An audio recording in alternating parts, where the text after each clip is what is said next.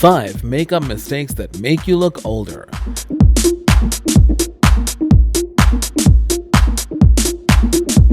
You may think that the older you get, the more makeup you need to cover up your flaws, namely smile lines, frown lines, crow's feet, and age spots.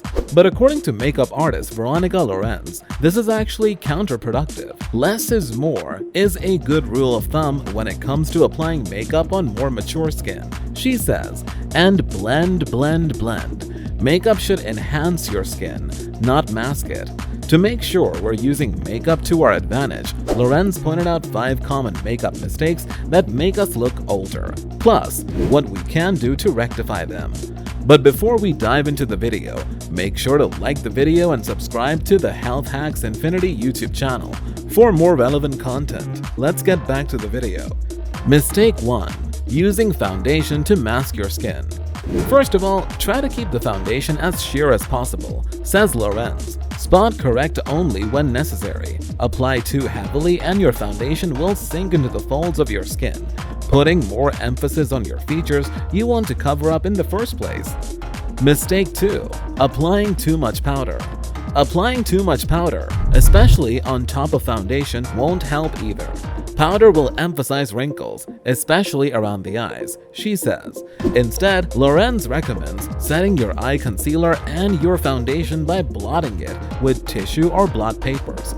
Give your makeup time to cook or sink into the skin before you blot so that you're not removing too much of the makeup.